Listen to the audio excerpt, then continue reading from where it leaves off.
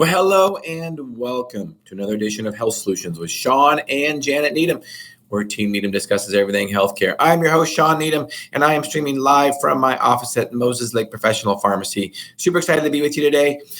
And I just want to talk about some random things, really, and then some things that are in the news. So what do I mean? I want to title this podcast Random Rumblings from Shawn, and I thought about what I was going to talk about, and it's about consistency in everything. So we talk about diet and exercise a lot.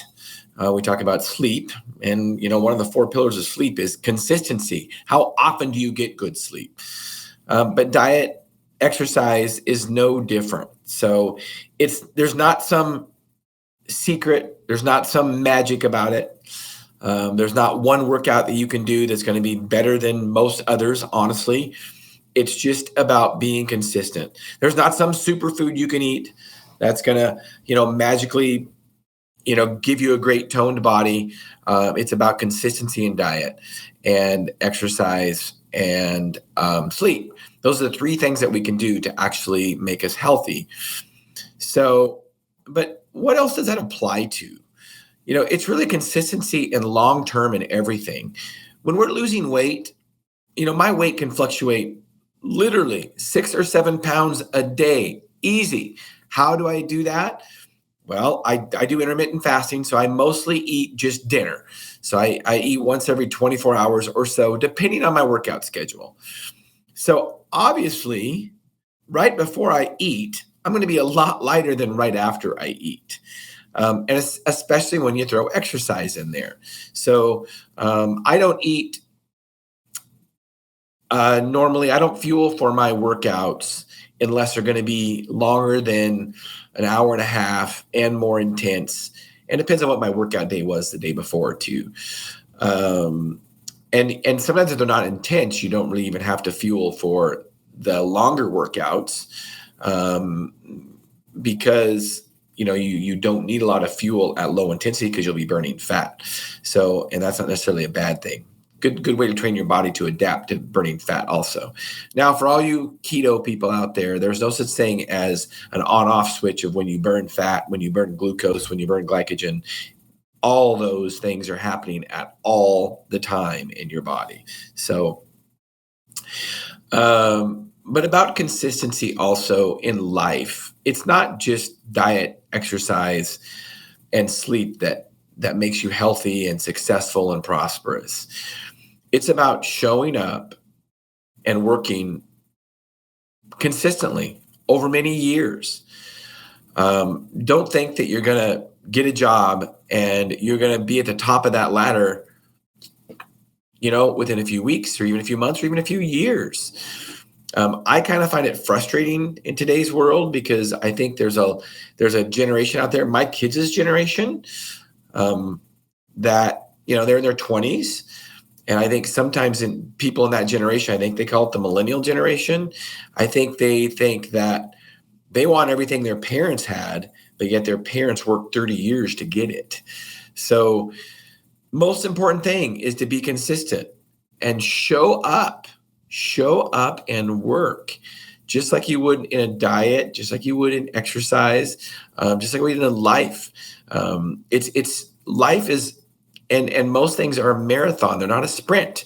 And even if you are sprinting for something, a sprinter realizes that his training or her training that part is a journey and that part is a marathon. They don't just sprint. They have to be healthy and to be competitive, they have to do a lot of other exercises that take weeks, months, and years to perfect. So if you've been following the news at all lately, you probably maybe have heard of the Liver King. I'm going to show you a picture of him. I find it actually interesting that anybody believed that he was not using a bunch of anabolics. I don't even know the names of all of them, honestly. I don't keep track of a lot of the stuff that people like him abuse because I don't think it's healthy. The interesting story is that my two boys and I, we were discussing this over Thanksgiving, like a few days before it came out that he was lying, basically, because he would adamantly say that, no, all I do is eat raw liver and organ meats and exercise, and it's all about being primal. And of course, I mean, look at the guy. Honestly, just look at him. There's no way. There's no way that you can get that way without using anabolics. And I'm just going to say this. He's not healthy. I don't care what he says. I don't care. He is not healthy. Athletes, mostly bodybuilders, that look like this and abuse anabolics, they are not healthy at all. They die young many times from heart attacks. And it's not from testosterone that they use necessarily. It's from all the other stuff that they use. This guy's drug bill was $11,000 to $12,000 a month, all to look like that. Woo-hoo-hoo-hoo. Good for you, buddy. But also what I want to say is that doesn't mean that everything he's talking about was discredited.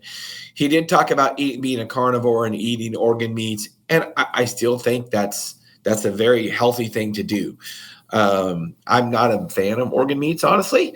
I'm a big carnivore person, and I eat a lot of meat, but I'm not a big fan of organ meats because I just can't stomach them. I'm not saying they're not healthy, but they're just not for me. But there's a lot of talk now about eating animals nose to tail, and if you think about what we used to do ancestrally speaking, centuries ago, like when the Native Americans would hunt bison. I mean, they would eat anything that was edible on the bison, and they would use every part of it. So there's probably some benefit to eating organ meats and eating nose to tail. I'm not there. I know one time Janet and I ordered a meat and cheese plate one time, and it was dark. It was in a live concert venue, jazz concert in Bend, Oregon, and it was dark in there. And so they had crackers on there, and I was eating some stuff that had crackers on it. I'm like, I was putting some stuff on the crackers, and it was just like, I thought it was like jelly, like dark jelly, but it was pate, which is liver, which the texture I can't handle. Anyway, that was a surprise, and I didn't like it, and probably won't do that again.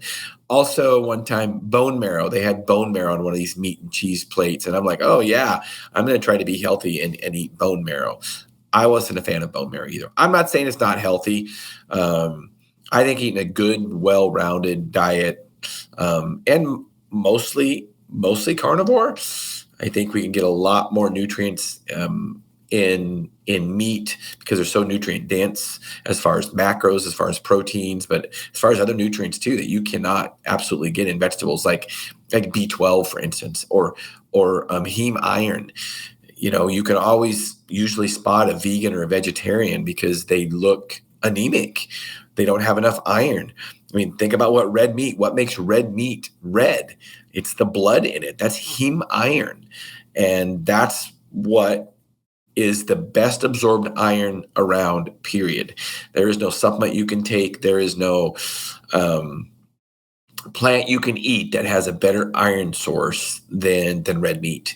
I mean, just look at it. It's red, and it's red because it has iron in it. So if anybody has any comments, it looks like somebody does have some comments. I'll answer this here. Okay. Hey, Wayne, thanks for watching. Get him. You're welcome, Wayne. If anybody has any questions or comments, please put them in here. If they have any questions about Liver King, or thoughts on, he did apologize. Thoughts on what you think about his apology, if you know the story at all, or if you think, there's even talk about that he might be involved in some lawsuits, and I don't know why he would get sued if people were believing that he was natural. That's honestly their problem. I mean, my kids are in their 20s, and they laughed when we talked about it. I'm like, oh, so is Liver King natural? When we talked about it at Thanksgiving, they're like, yeah, right. So, and I know he's got a business partner too, and they would sell, gosh, what's his name? Carnivore MD, and they would sell liver supplements. And the business partner, who's a doctor, he said that he didn't know that he was, not that he was abusing all these anabolics. I don't know how you would not know that. Still, like I say, it doesn't. It's still, some of the things they talk about are still valid. So I appreciate that, and I appreciate them getting the word about that out. But also, I'm kind of glad that it came out about Liver King not being natural, because one of the unfortunate things that happens in today's society, whether it be men or whether it be women, we see all these men like bodybuilders. And if you look like in the 80s when I grew up in high school, I mean, what constituted a big fit man then is so different than now. Because unfortunately, young kids will see these bodybuilders and they'll say, well, I want to look like that. Well, the only way you can look like that is by taking the horrible concoctions of drugs, they call it gear, that they take. And it's absolutely not healthy. When you look at a lot of bodybuilders, they die in their 40s from many times heart attacks. And it's just not healthy. I mean, and that's another thing. It's like, I've talked about it before, and you can look at a person and see if they're healthy. And I mean, just look at a bodybuilder. I mean, look at Liver King. Does anybody think he really looks healthy? No, he doesn't look healthy at all. One of the things to point out is that one of the ways that you can tell if somebody's juicing is it's hard to explain sometimes if you don't know what you're looking for, but is their abdominal muscles? When their abdominal muscles, when their whole belly kind of protrudes out, you look at most competitive bodybuilders, they will have abs, but their whole abdominal muscles, they protrude out. They have like a gut. And I've done a lot of research on what causes that. Some people thought at first it was growth hormone causing your intestines to grow, but I don't think that's it. So if anybody has any idea of what really causes that, please chime in, comment, let me know. So I really don't have anything else today. I appreciate you guys listening to me, and I appreciate you guys tuning into our podcast. Our podcast is ever growing. It's amazing how many people I see or hear, and they say, hey, I listen to your podcast every day, and I really appreciate it. We stream live on Facebook. We stream live on LinkedIn, YouTube, and Twitter now. Also, check me out on TikTok. My TikTok is ever growing, and that's a great way to get out little short messages. All these podcasts, we take two little segments out of each podcast, and we put it into a short 1 to 2 minute video, and that way we can share them across all social media. So if there's any subject you would like to hear about, know more about, please let me know. Put it in the comments. Follow us on Facebook, the Mosaic Professional Pharmacy Facebook site, or the Mosaic Professional Pharmacy YouTube site. And let us know what you'd like to hear, because we want to, this podcast's goal is to educate and empower individuals to take charge of their own health. And there's many different ways to do that. So please let us know what you'd like to see, what you'd like to hear, and I appreciate it. And let's see what we have going on I know what we have going on. You don't want to miss out on this one. So our midweek scheduled podcast is usually Thursday, 8 to 9 a.m. This week, you do not want to miss out. It is going to be Dr. Peter McCullough. If you know or have heard of Dr. Peter McCullough, he is a cardiologist, internal medicine doctor, and he has been censored on every social media platform because of his views on COVID. And he is going to be on our podcast Friday. And I'm super excited. So Friday, I think, let me look. It should be posted already, but let me look. I think it's 10 a.m. actually. So, but it is Friday. Oh, it's 11. Friday, 11 11 to 12, we will have Dr. Peter McCullough on. Super excited to have him on. We will not be streaming live on YouTube because he is going to say some things that might get censored on YouTube. So you'll have to catch us on other platforms. But he's going to be talking about his book, his most recent book, The Courage to Face COVID-19. And thank goodness for doctors like him that have come out, spoke out against the narrative, and they've gotten shot at because of it. He lost his credentials in internal medicine and cardiology. He still has his license, but he's had hits against his license that he has to fight. And unfortunately, that's the world we live in.